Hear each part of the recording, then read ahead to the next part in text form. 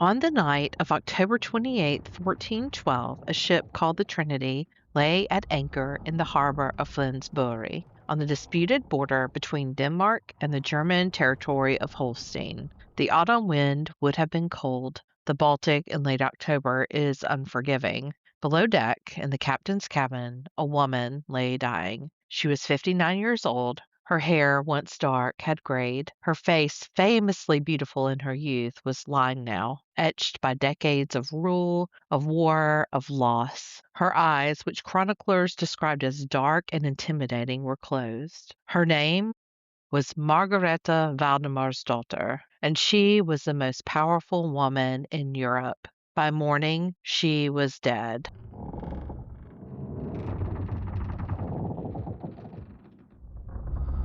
The official cause of death was never recorded. Plague was suggested, the same plague that had killed half of Scandinavia when she was a child. A sudden illness, the shock of grief, perhaps. She had lost someone she loved violently 2 years earlier. But the whispers started almost immediately, whispers that have echoed through 6 centuries. She was poisoned. By whom? The answer, if there is one, points toward the person who had the most to gain. The heir she had adopted as a child, the boy she had raised to be a king, the man who had already killed someone she loved. His name was Eric of Pomerania. But this death, whether plague or poison or broken heart, didn't happen in isolation. Over the previous 25 years, 3 people in Margareta's innermost circle had died: her only son, the man she may have loved, and finally the queen herself. Each death expanded someone's power. Each death left a trail of whispers. Each death brings us closer to a question that has never been answered.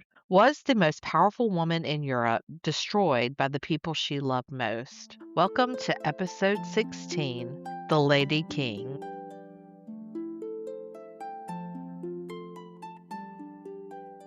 Let's start where so many of our stories have started, with the plague. Margareta Valdemarsdotter was born in March of 1353, just as the Black Death was loosening its grip on Scandinavia. The Great Death had killed somewhere between a third and half of the population. Entire villages stood empty. Forests swallowed abandoned farms. And in Denmark, her father was rebuilding a kingdom from ash.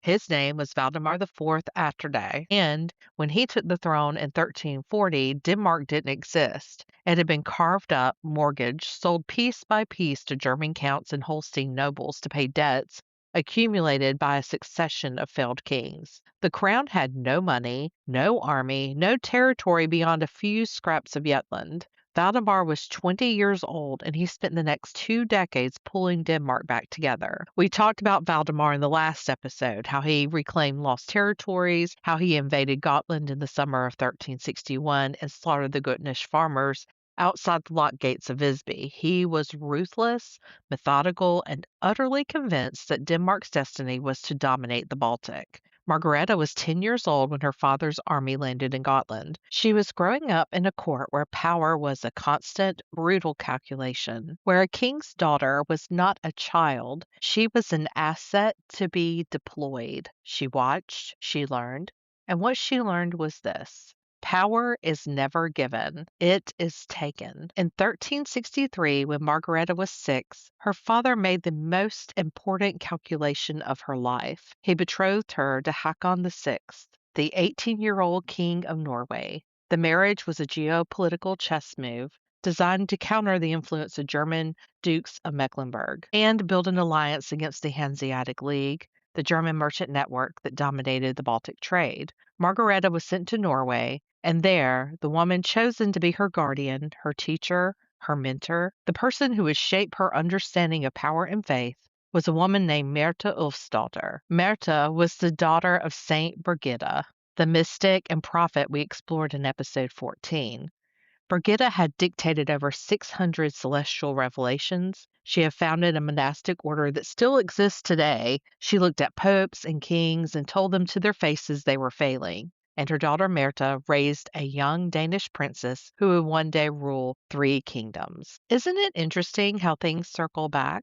The woman who taught Margareta how to hold power was the daughter of a woman who had proven that a woman's voice, if she claimed it fiercely enough, did not have to be silent.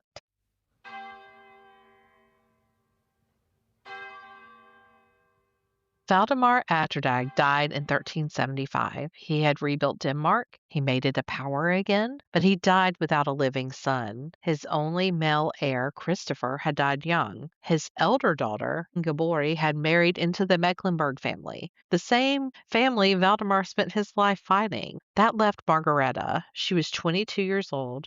She had a 5-year-old son named Olaf, and she was about to do something extraordinary. She maneuvered politically, diplomatically, strategically, to have her young son elected King of Denmark over the objections of the Mecklenburg claimants, over the objections of nobles who saw a child king as a weakness, over the objections of everyone who believed a woman could not possibly hold power. Olaf became King Olaf II of Denmark in 1376. He was just 5 years old. Margareta was his regent, and she ruled in his name. Then, in 1380, her husband Hakon VI died. Olaf inherited Norway. The two kingdoms, Denmark and Norway, were now united under a single crown. Margareta was regent of both, and she ruled. The researcher Vivian Edding, in her definitive biography of Margareta, writes that she soon overshadowed her husband and appears to have exercised the real power even before Hakon's death. After his death, there was no question. Margareta was in control. And then, 1387, Olaf died. He was 16 years old. He had been King of Denmark for 11 years, King of Norway for 7, and suddenly, in the space of a few days or weeks, the records are unclear on the exact date, Margareta was left with nothing. No husband, no son, no direct heir. Just 2 kingdoms and a whisper that refused to die. She poisoned him. That's what they said. And the courts of Scandinavia, and the chronicles of her enemies, and the ballads sung in the streets, the mother had killed her own child to keep the throne. In the movie Marguerite, Queen of the North, that dramatizes this accusation. It imagines Margareta facing an impossible choice, her son or her kingdom. The historical record gives us no proof. Teenagers died all the time in the 14th century of disease, of infection, of the 1,000 nameless threats that made medieval life so fragile. Olaf's death could have been entirely natural, but the rumors persisted, and they reveal something crucial about the world Margareta inhabited. A woman holding power in a man's world was so unnatural, threatening, so fundamentally wrong to the medieval mind that people were willing to believe she had murdered her own child. But Margareta didn't flinch. With no husband and no son, she consolidated power as regent of both Denmark and Norway. The councils of the realm, the noble assemblies that were supposed to advise the monarch, acknowledged her as their sovereign lady and rightful ruler. She was not king, she was not queen, she was something that didn't quite have a name. The chroniclers, struggling to find words for what she was, called her simply the Lady King.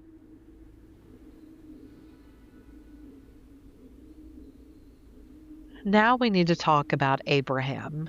Abraham Brodersson was a Scandinavian knight. He came from one of the richest and most powerful families in the north, the Bod family from Halland.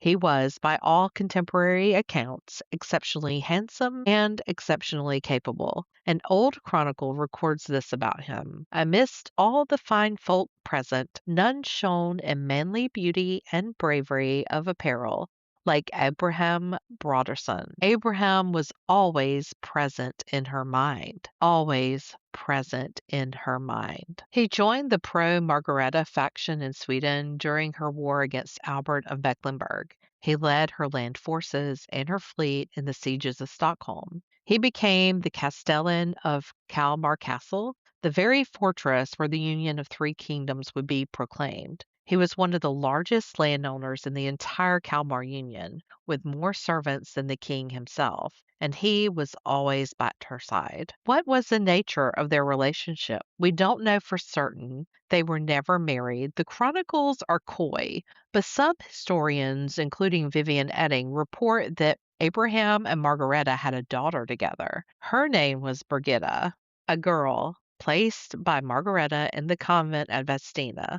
the Brigittine monastery founded by Saint Birgitta herself. The girl apparently bore a great resemblance to the queen. Margareta certified her as having royal blood. She was educated among the nuns, protected, hidden in plain sight. If the story is true, we can't know for certain. Then Margareta had a secret daughter, raised in the same convent where Brigitta's legacy lived on. The same Brigitta whose daughter had raised Margareta herself. The threads keep circling back. Abraham Brodersson was powerful. He was beloved, and in 1410 he was dead. Here's what happened. Margareta had raised her great nephew, Eric of Pomerania, to be king. She had adopted him, she had educated him, she had placed the crowns of 3 kingdoms on his head at Kalmar in 1397. But Eric was not what she had hoped.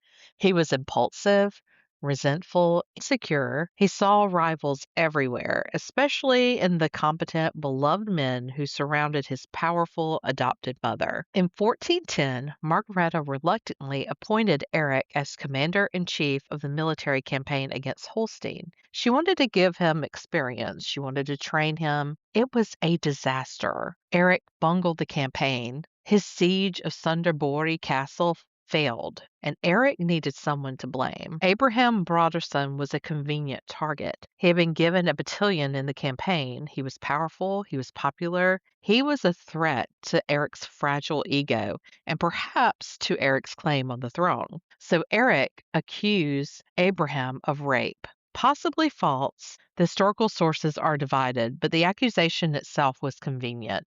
It was the kind of charge that destroyed a man's reputation, even if he was innocent. And then, without Margareta's knowledge, without her consent, Eric had Abraham Brodersson executed by the sword. His body fell on August 27th, 1410, near Sunderborg Castle. He was around 60 years old. The knight who had led her armies, who had taken Stockholm in her name, who had been perhaps the father of her secret child, was dead. When the news reached Margareta, something inside her broke. She mourned, publicly, deeply. She caused an altar to be raised for him at the Cathedral of Lund, one of the most sacred spaces in Scandinavia. She endowed it so that masses would be said for his soul and for hers in perpetuity. She forgave Eric publicly. She always forgave him, but privately, the historical record is silent. We can only imagine what passed between them in the dark corridors of Kalmar Castle. The woman who had been taught by Brigitta's daughter that her voice mattered. The woman who had been accused of murdering her own son. The woman whose lover, or whatever Abraham was, had been killed by the heir she had created. What do you do with that kind of rage? Where do you put it? She put it into her work. She took over the disastrous war against Holstein. She began to bring it to a promising diplomatic conclusion. She did what she had always done. She ruled. But something had shifted, something had cracked, and 2 years later, she was dead.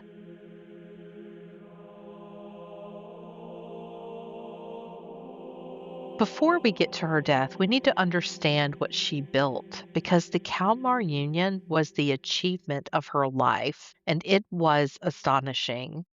In 1388, the Swedish nobles, desperate to rid themselves of the unpopular German king Albert of Mecklenburg, turned to Margareta. They proclaimed her as their sovereign lady and rightful ruler. She defeated Albert in battle. She took him captive. She now ruled 3 kingdoms, Denmark, Norway, Sweden. In June of 1397, at Kalmar Castle on the southeastern coast of Sweden, the union was sealed. Eric of Pomerania, 17 years old, golden-haired, wearing a crown that Margareta had forged, kneeled before the altar. When he rose, he was king of all 3 realms. The Treaty of Kalmar was meant to be the founding document of a new political order, a united Scandinavia, 1 king, 1 foreign policy, eternal peace between the 3 kingdoms. But the actual document, the Union letter, was probably never fully ratified.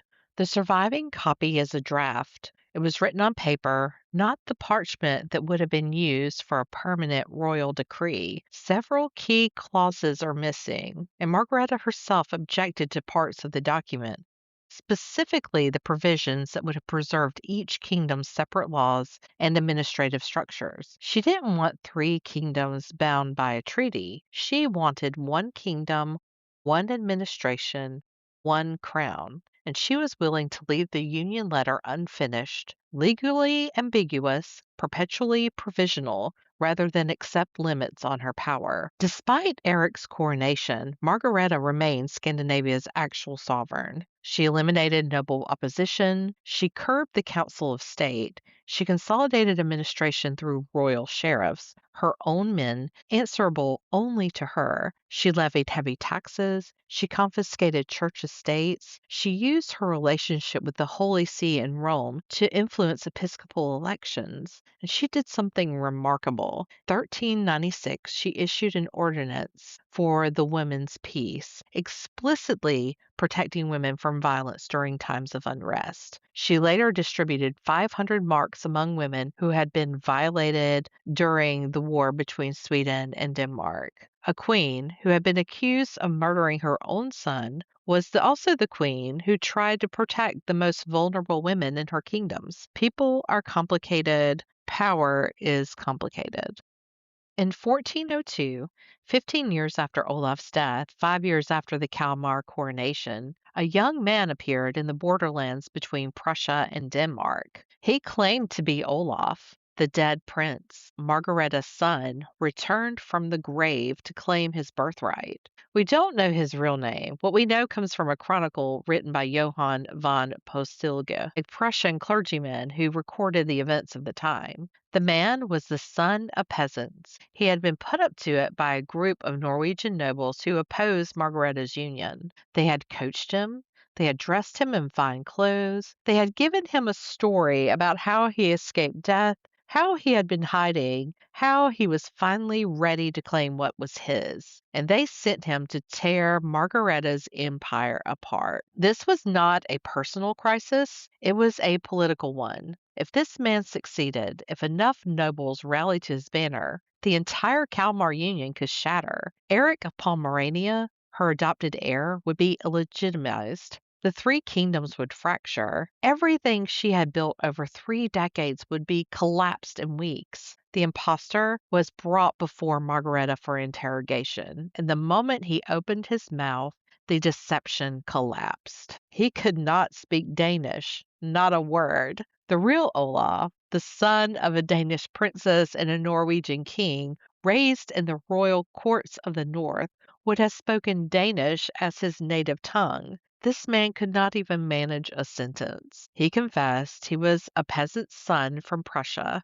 He had been used. He was a pawn in a game he barely understood. Margareta's response was theatrical, brutal, deliberate. She did not simply have him executed. She had the false letters he had written to her, letters in which he claimed to be her son, letters in which he demanded his throne, hung around his neck. A paper crown was placed on his head, a mockery of the crown she had placed on Eric's head at Kalmar. He was paraded through the streets, and then he was burned at the stake while the crowd watched. This was political theater, power made visible. She was telling every ambitious noble, every disgruntled bishop, every rival claimant to every Scandinavian throne, this is what happens to those who threaten the Union. This is what happens to those who come for my crown. And it was also something else. It was an answer, 15 years late, to everyone who had whispered that she murdered her son. You think I killed my child? Here's what I do to the man who claims to be him. Watch. The Lady King did not negotiate with pretenders. She did not apologize for her power.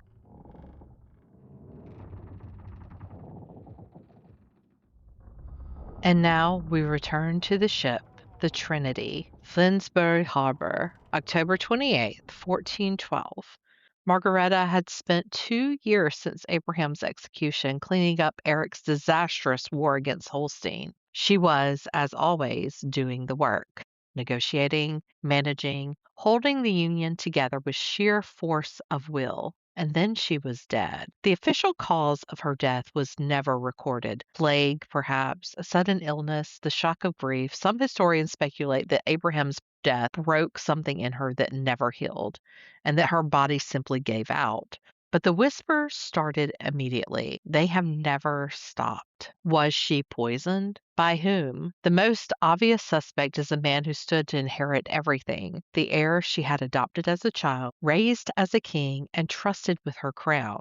The man who had already killed Abraham Brodersson, the man that she loved most in the world, Eric of Pomerania. What was his motive? Perhaps she was about to punish him for Abraham's murder. Perhaps he was tired of waiting. He had been king in name for 15 years, but never truly ruled. Perhaps he feared that she would disinherit him entirely and name another heir. The boy she had adopted had grown into a man who would not share power. We don't know. We will never know. The stones of Roskilde Cathedral, where Margareta lies buried, keep their secrets. But here's what we do know. Eric went on to rule, or try to rule, for nearly 3 decades. His reign was a disaster. The Kalmar Union began to unravel under his watch. The Engelbrekt Rebellion in 1434 shook his authority. By 1439, he was deposed in all 3 kingdoms. He ended his days as a pirate in Gotland, a fallen king, raiding ships for survival, living in the ruins of the island his adopted mother's father had conquered. Margareta had built the Union. Eric tore it apart.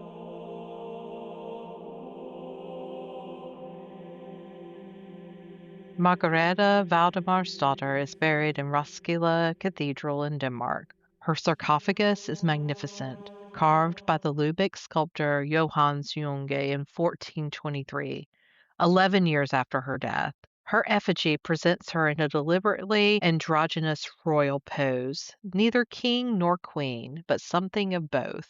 The Lady King, rendered in stone. She was the daughter of a plague king who rebuilt his kingdom from nothing. She was raised by the daughter of a Saint Birgitta's daughter, who taught her that a woman's voice did not have to be silent. She buried her husband. She buried her son. She may have buried a secret daughter in a convent at Vadstena. She loved, or something like love, a knight who was taken from her by the heir she had created, and then she died on a ship in a harbor, still ruling, still fighting, still holding the union together with her bare hands. After her death, the union she built began to crumble. Sweden broke away permanently in 1523 under Gustav Vasa. The Danish-Norwegian Union lasted until 1814, but the 3 crowns, Denmark, Norway, Sweden, were never united under a single sovereign. And yet, the idea of it, the idea that these northern lands could stand together,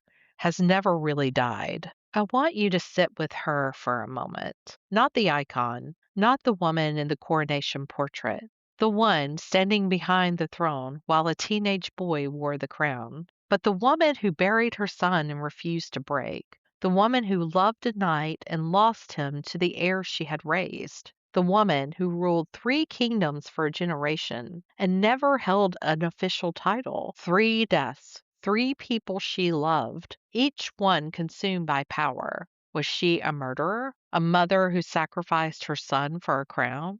Was she a victim, poisoned by the heir she had created? We don't know. But the stones of Roskilde keep their secrets. But here's what I can't stop thinking about. The union she built, the idea of it, has never really died. Today, Sweden feels more divided than it has in generations. Conversations about identity and belonging, about the social contract, have become battlegrounds. Old alliances are fracturing, new political forces are rising, and across the world, we're watching power vacuums open up, spaces where uncertainty breeds opportunism, where old certainties crumble faster than new ones can be built. Margareta would have understood this world. She built the Kalmar Union precisely because she saw what happens when small kingdoms stand alone. They get picked off, they get dominated, they get swallowed by larger powers with larger armies and fewer scruples. Her solution was unity, not the easy kind, the hard kind. Even now, the dream of Nordic unity hasn't died. A Swedish think tank called the Aurora Center has been advocating for a new Nordic confederation, a soft superpower that could stand as a moral beacon in an unstable world. They argue that unity can't just be top-down treaty imposed by a strong leader. It has to be built a real sense of shared identity among the people, something the original Kalmar Union never quite achieved. The Lady King built a fortress against the chaos of her time. It didn't last. But the questions she forced people to ask about power, about women, about whether these Nordic lands should stand together or fall apart, we're still asking them today. She held the keys to 3 kingdoms. She never let them go until someone took them from her.